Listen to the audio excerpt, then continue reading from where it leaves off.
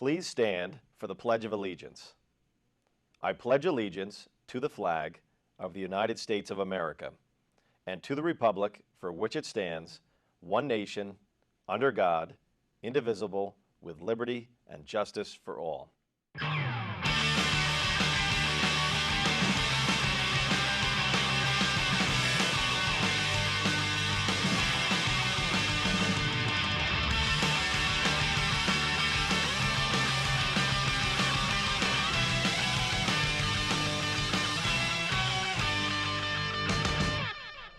Good morning, Morris Knolls. Today is Friday, January 31st, and welcome to another edition of News from the Nest.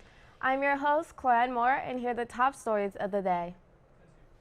On this day in history, in 1865, the 13th Amendment was passed by Congress 119-56. This legally abolished slavery and would bring about the beginning of the Civil War. Only 3 months after the 13th Amendment was passed, the South would secede from the Union and the Civil War would start.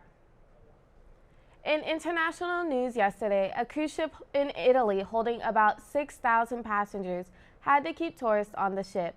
The passengers were held on the cruise ship because of fears from the Wuhan coronavirus. In the past few weeks, the coronavirus has raised fears around the globe and caused many nations to take extra measures to ensure the safety of their residents. This was especially true in Italy. On the ship, a woman had symptoms of the virus and had recently been in China, where the virus is spreading rapidly. The woman was quarantined, and doctors on the ship sent her samples to nearby labs. The woman is 54 years old, and her husband displayed no signs of the virus, but was quarantined and tested as well. No passengers were allowed to leave the ship until the situation was properly examined. So far, the virus has taken over 150 lives in China, and over 7,000 people around the globe have been diagnosed. Some doctors believe that the reason the virus is outbreaking is because it is difficult to properly diagnose because symptoms can be absent or similar to other illnesses. In national news, a smuggling tunnel was discovered across the U.S.-Mexico border. The tunnel is over 1,000 miles long and is equipped with electricity, ventilation systems, rail tracks, and more. The tunnel was originally discovered back in August by Mexican officials. However, the U.S. finally released its discoveries this Wednesday. The tunnel stretches from San Diego, California to Tijuana, Mexico. It was likely used to primarily smuggle drugs.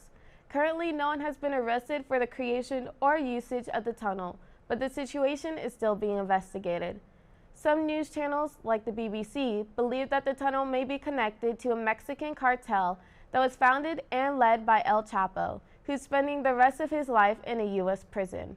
They believe this because the cartel operates in the area the tunnel was created. Overall, the situation is being investigated by both U.S. and Mexican officials to prevent any illegal situations occurring at the border. In MK Sports, on Wednesday, the boys and girls swimming team won against Morris Hills. Great job, swimmers. The girls won with a score of 87-83, and the boys won with a score of 95-75.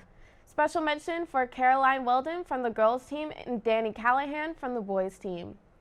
We would also like to say congrats to the Morris Knolls boys bowling team, who received second place as sections and will qualify for the team state tournament in 2 weeks.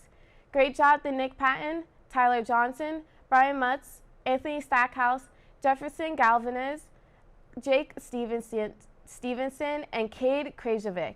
Also, Brian Mutz was third overall in the section and will bowl at the individual state tournament as well. Congrats to the girls basketball program for a road sweep of Morris Hills last night. Emily Middle-Rotunda led the way for the varsity team with 26 points. Great job, ladies. And now, a special mention from Mr. Higgins in the anthropology class. Today, the 31st of January, is National Gorilla Suit Day. This holiday has been celebrated since 1963. It was conceived of by Don Martin, an artist best known for his cartoon work in Mad magazine. Martin believed that the day would bring a smile and happiness to people, as he thought, how can one not smile when confronted by a gorilla suit? This National Gorilla Suit Day announcement has been brought to you by Anthropology, an elective class that also aims to bring smiles and happiness to both schools within the Morris Hills Regional District.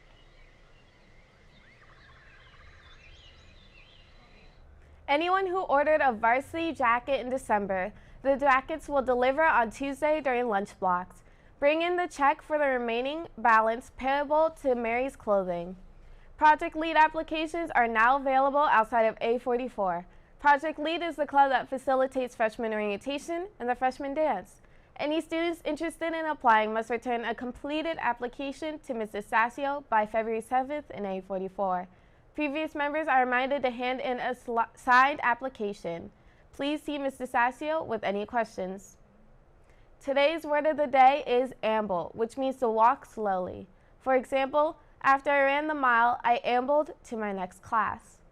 That's your news for the day, MK. Tune in Tuesday for another edition of News from the Nest. I'm Klein Moore. Enjoy the day and stay groovy, Morris Knolls. This has been the best from the Nest.